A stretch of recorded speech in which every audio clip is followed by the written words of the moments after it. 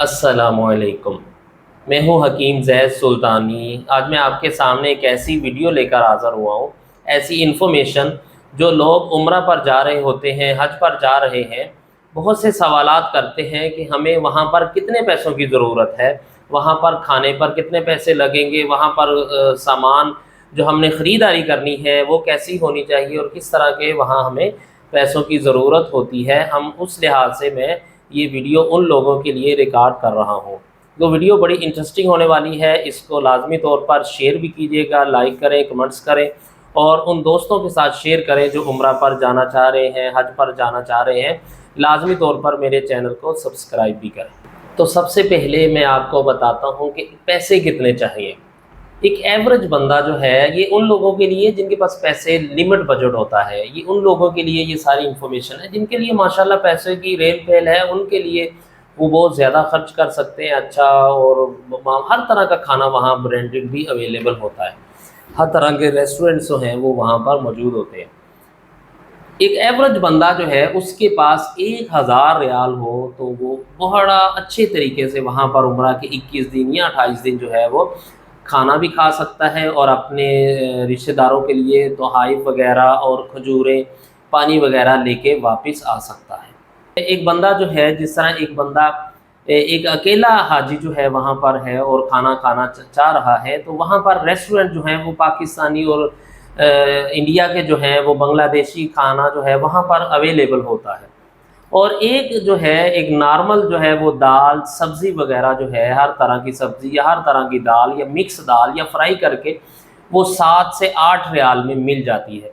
और याद रहे, ये जो एक दाल है इसके साथ 3 रोटियां मिलती हैं और एक बंदा वो 3 रोटियां नहीं खा सकता।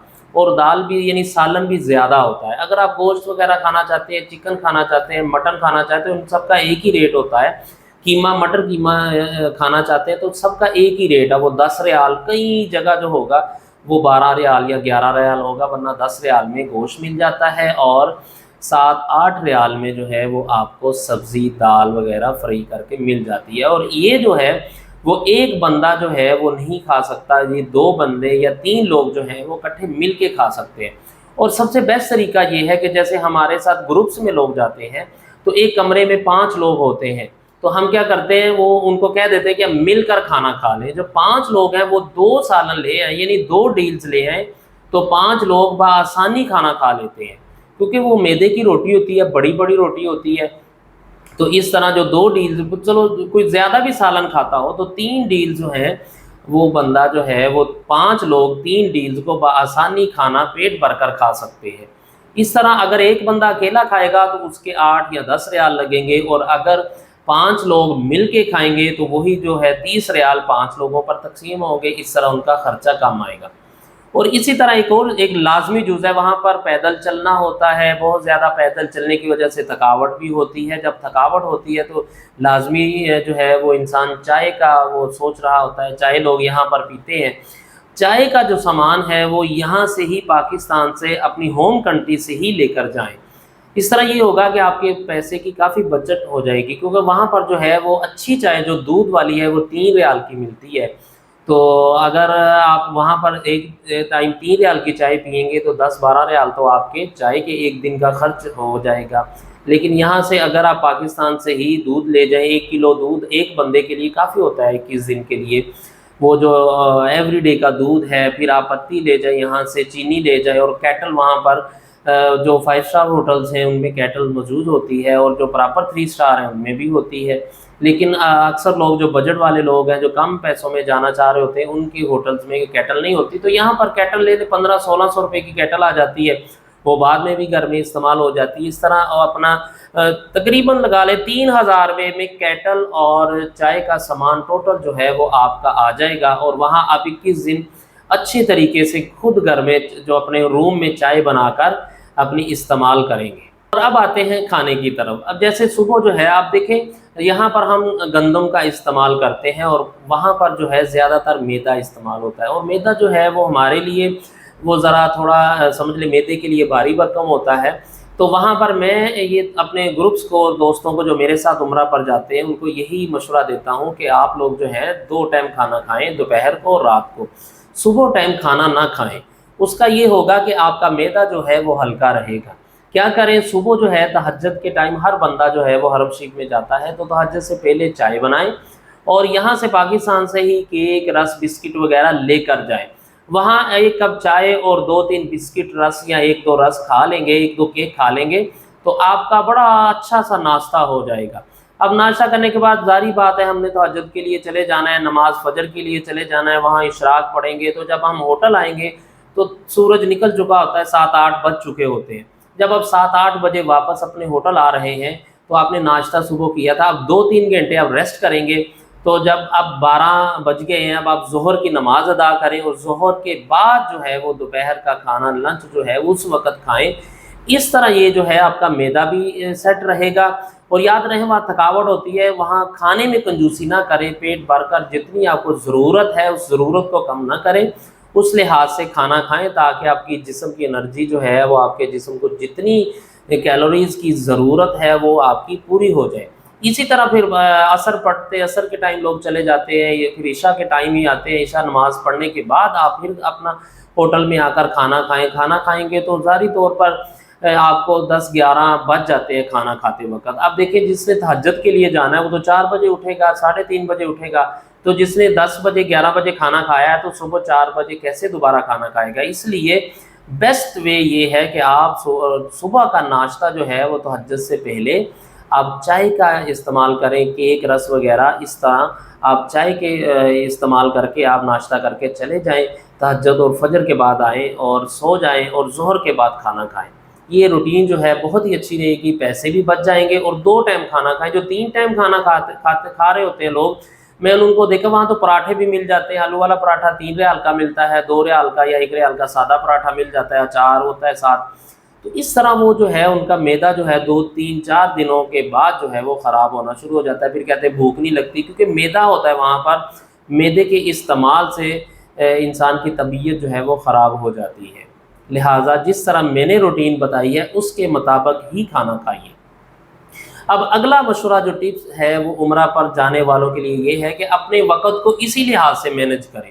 یہ نہ ہو کہ آپ صرف نماز کے لیے جائیں اور نماز کے بعد فوراً آ جائیں اور شاپنگ میں اپنا وقت گزاریں۔ نہیں، شاپنگ اور ہر چیز جو ہے وہ مل جاتی ہے، یہاں سے بھی مل جائے گی اور وہاں سے بھی معقول سی چیزیں آپ وہاں سے لے کر آئیں۔ زیادہ وقت جو ہے اپنے عبادت میں گزاریں، جیسے میں نے کہا اسی طرح روٹین بنائیں، تہجد کے وقت جائیں، چائے ناشتہ کر کے چلے جائیں، 8 بجے تک آپ واپس آئیں گے، 2-3 گھنٹے ریسٹ کریں، ٹھیک ہے، بعد میں آپ ظہر پڑھیں، ظہر کے بعد آپ آ جائیں اور کھانا کھائیں۔ آپ کھانا کھانے کے بعد پھر آپ عصر تک اپنے ہوٹل میں تھوڑا ریسٹ کریں اور عصر ٹائم جائیں اور عشاء کے بعد حرم شریف سے واپس آئیں۔ اس طرح آپ کا زیادہ وقت حرم شریف میں گزرے گا، عبادت میں گزرے گا، وہاں میں اتنے اللہ کے بندے عبادت کر رہے ہوتے ہیں، آپ کا ذوق بڑھے گا، شوق بنے گا اور آپ نے جو جس چیز کے لیے وہاں گئے ہیں وہ آپ کو حاصل ہو جائے گی۔ زیادہ وقت ان کاموں میں گزاریں، دکانوں بھی کھلی ہوتی ہیں، اسی طرح جیسے یہاں پر وہ لوگ چیزیں بیچ رہے ہوتے ہیں وہاں پر بھی رستوں میں چیزیں بیچ رہے ہوتے ہیں، تو لہٰذا بہت سے حاجی میں نے دیکھا دکانوں پہ رش ڈال کے اس طرح چیزیں خریدنا شروع کر دیتے ہیں، بہت سارا وقت جو ہے وہ ضائع ہو جاتا ہے۔ موسٹلی خواتین ایک دکان میں، دوسری میں، تیسری میں، یہ اس طرح کا ماحول وہاں پہ نہ بنائیے۔ جب شاپنگ کرنی ہو تو وہاں پر جو ہے آپ نے مدینہ شریف سے شاپنگ کرنی ہے، وہاں پر کھجور بھی سستی ہے اور وہاں پر جو ہے ٹوپی تسبیح وغیرہ معقول سی ایک دن میں اگر انسان چاہے تو 4-5 گھنٹے میں جو ہے آپ شاپنگ کر سکتے ہیں۔ باقی جتنا وقت ہے وہ آپ اپنے اسی روٹین میں گزاریں، عبادت میں گزاریں، حرم شریف میں گزاریں، نفل و نوافل میں، صلاۃ و تسبیح میں گزاریں۔ اور جس طرح میں نے بتایا کہ ایک بندے کو 1000 ریال کی ضرورت ہوتی ہے، بہت انف ہوتا ہے، تو آپ کیا کریں، وہ اگر وہ مل کے کھانا کھاتا ہے تو 200-250 ریال اس کا 21 دن کا خرچ جو ہے وہ کھانے کے اوپر آئے گا۔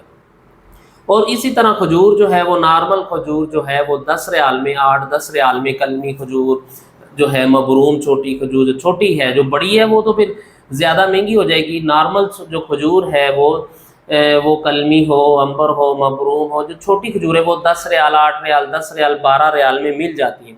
تو 20 کلو کھجور جو ہے وہ ایک انسان کے لیے بہت اچھی ہوتی ہے، بہت ہے۔ جتنی بھی یہ ایسا تحفہ ہے، جتنی بھی لے آئیں گے یہاں پر وہ بھی ختم ہو جائے گی، کیونکہ محبت والے مانگتے ہیں۔ تو لہٰذا آپ وہ اس طرح آپ کھجور کا حساب لگائیں تو 250 ریال کی کھجور آئے گی، اور اس طرح 250 ریال کا کھانا اور 500 ریال آپ کے لیے بہت ہے۔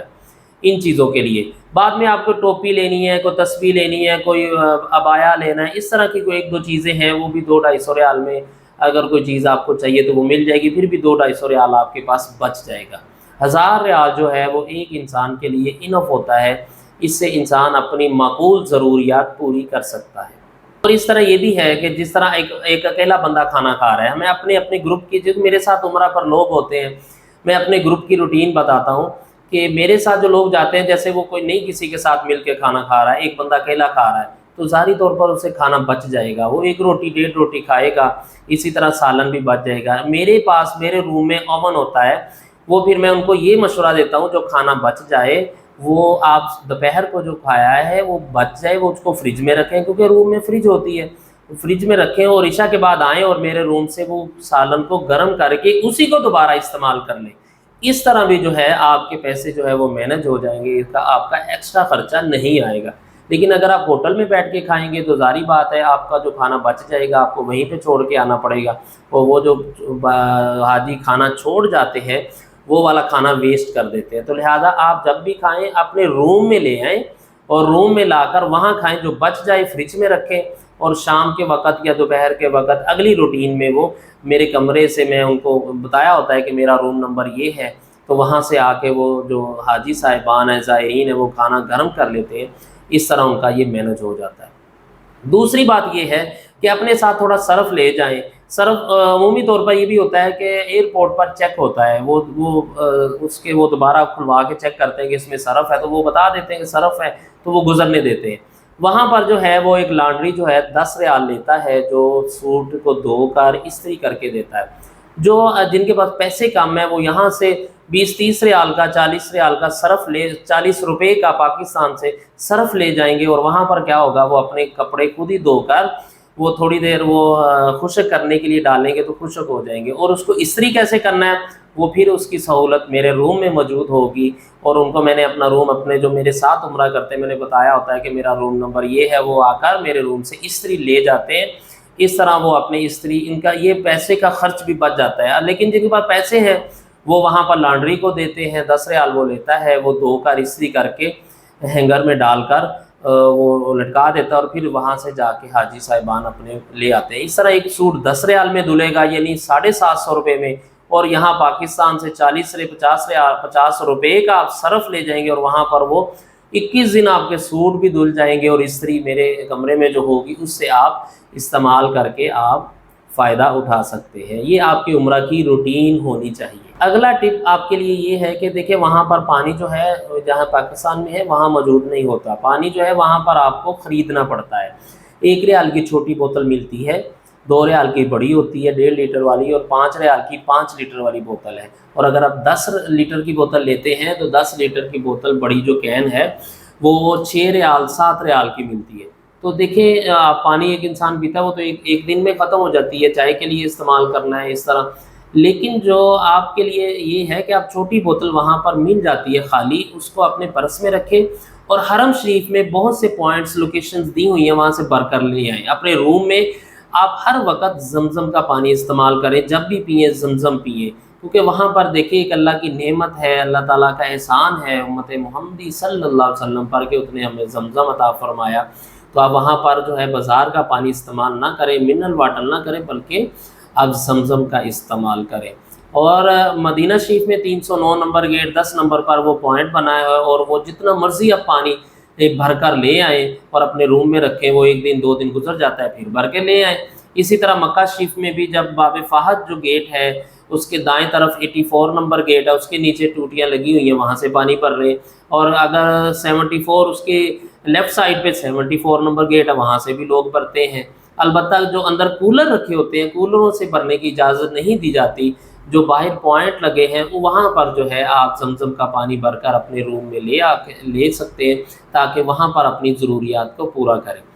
یہ تھا ایک عمرے کا مکمل تفصیل خاکہ جو آپ لوگوں کو معلوم ہونا چاہیے، جو بھی عمرہ پر جانا چاہے، جو بھی حج پر جانا چاہے، سعودی عرب جانا چاہے، اس کو یہ اپنے روم کی اور اپنے وہاں وقت کو مینج کرنے کی، کھانے پر کتنا خرچ آئے گا، یہاں پر کھجور کتنے کی ہے، یہ سارا ہو سکتا ہے۔ میں نے ابھی ہمارا گروپ آ رہا ہے 7 جولائی کو، وہاں پر میں لائیو کھجور کے ریٹس بھی آپ کو اس طرح ایک ویڈیو دے دوں گا، تاکہ آپ کو معلوم ہو جائے گا کہ یہ کھجور کا نام کیا ہے، اس کا ریٹ کیا ہے اور کس طرح کی کھجور ہم نے لینی ہے۔ لہٰذا اس ویڈیو کو لازمی طور پر پورا دیکھیے، اس ویڈیو کو پسند آئے شیئر لازمی کریں، لائک بھی کریں اور نیچے کمنٹس میں اپنی رائے کا اظہار کریں کہ آپ کو یہ ویڈیو کتنی پسند آئی ہے۔ اور دوسرے نمبر پر جو لوگ عمرہ پر جا رہے ہیں ان کے ساتھ شیئر کیجئے اور سبسکرائب کا بٹن لازمی طور دبائیں اور بیل آئیکن کو لازمی طور پر پریس کریں۔ اجازت دیجیے، السلام علیکم ورحمۃ اللہ وبرکاتہ۔